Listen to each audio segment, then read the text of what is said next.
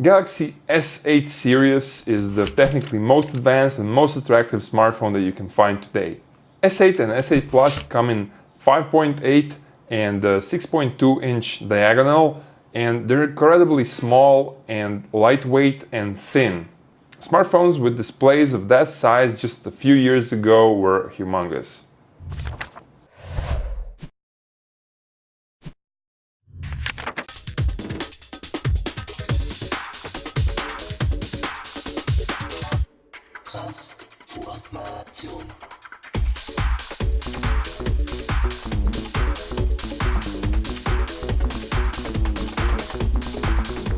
Well, they are present in the office for a week maybe now, but this is the first time I actually saw them. The boss was very mysterious about them.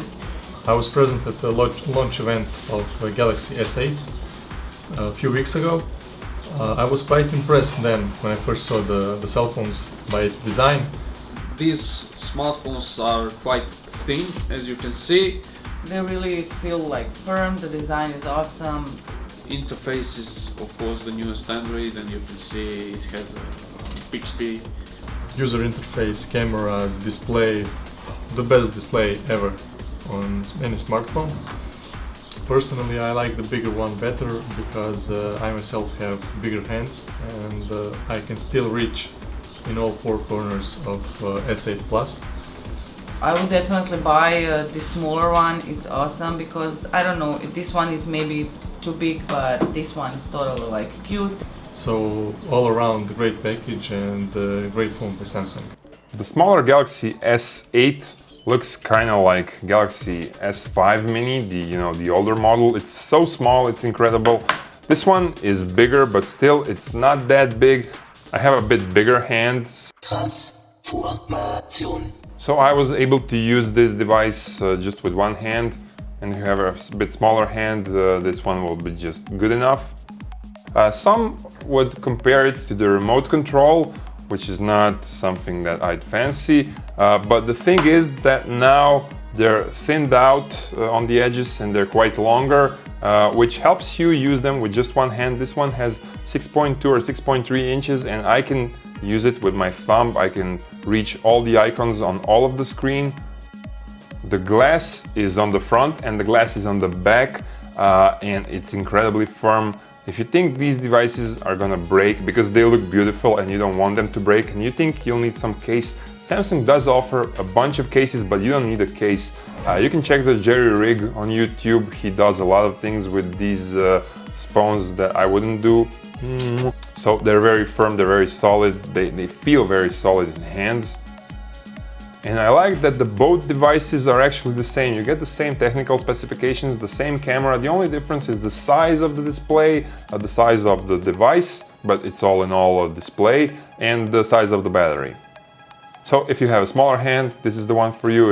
If you have a bigger hand and you want a bigger device, this one is for you. Also, the edges are not that sharp as they were on previous generations, so you can hold them just like this and they're not too sharp. And what I like are the colors. This is so shiny. It's so nice that Samsung did this. It looks very premium. You definitely get an advanced battery, especially in this S8 Plus model. It's a 3500 milliampere and it lasts for a day and a half. This one lasts for a day. Also on GSM Arena it got a huge benchmark score, 88 hours I think. So the batteries are really awesome, and these are the best batteries you can get for this performance. They don't charge up anymore with micro USB. They have a USB Type-C, which is faster, and they get charged up like 15%, 20% in just a few minutes, which is incredible. And actually there's a difference between these devices and some cheaper smartphone because they get charged up very fast. The edges are just so thin that actually you're holding a display in your hand. The resolution is awesome. You cannot see pixels on display. This is like the best resolution. And Samsung always had great displays on previous S series, and this one is no difference. This is like the benchmark. This is the best display that you will find. If you go outdoors, the sensor will adapt the screen and they're still very usable outdoors on direct sunlight. Regarding keyboard, I like that these keys are not crammed up. They're a bit crammed up for my hand on the smaller device, so if you have a bigger hand, this one is for you. You have numbers on top, you have a comma and a point on the first screen, so it's really an awesome keyboard, and it's very intuitive and very fast responsive. Now the disadvantages. It doesn't have a physical key anymore. Here, I love that. The fingerprint is terrible, and the unlocking of the device is kinda not intuitive. The fact that it doesn't feature a physical key is actually not a bad thing, because the edge of the display down here is so small that I don't care it doesn't have a physical key. This virtual key doesn't take out a part of the screen, and it's the same on the smaller version, so actually it's not a disadvantage. Now the fingerprint reader is just terrible. It's not intuitive. It's something that Samsung should have taken care of. It's not reachable. You can go over the camera with your hand sometimes, and it's just not intuitive. And the second thing that I really dislike on this device is the way you unlock it. Of course, after a few days of using it, you forget about it, but compared to the iPhone, and also people who use HTC or LG said the same thing. First you have to unlock it, you have to press this key, and then you swipe. On iPhone, I just press the key and it's unlocked. You can put a PIN number, you can have an iris scanner like this. I don't think it's a cool feature, it's too complicated. You can make the camera recognize your face, but you can fake it with your photo.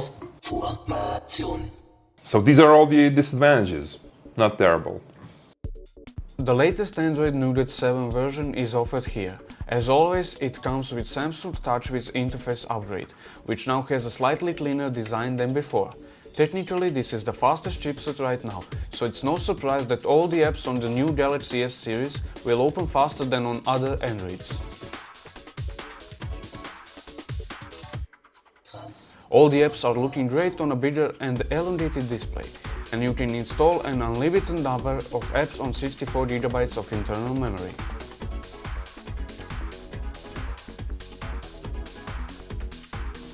Now the cameras, they're basically the same as they were on previous version. They just have some software optimization. In low light conditions, the cameras are just awesome. They're superb. It's incredible how good these cameras are. And regarding sound, you get one speaker on the bottom. It goes up to 83 decibel on both devices, which is pretty good. The sound quality is nice, it's loud. And we tried out these a bit better headphones.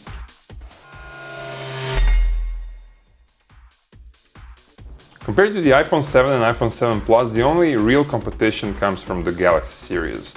I was personally using the iPhone 6s Plus, MacBook Pro, and Apple Watch for the past year, and once you get into that Apple ecosystem, you don't want to get out of it. So if you're unhappy with your iPhone, the only serious device you should take a look at is the Galaxy series.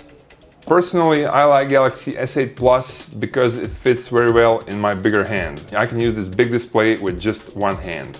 I think we should congratulate on Samsung how they managed to create these awesome devices, and I can sure recommend you to buy them. Thank you guys for watching, hope you'll subscribe to our channel, and hope I told you something new in this review.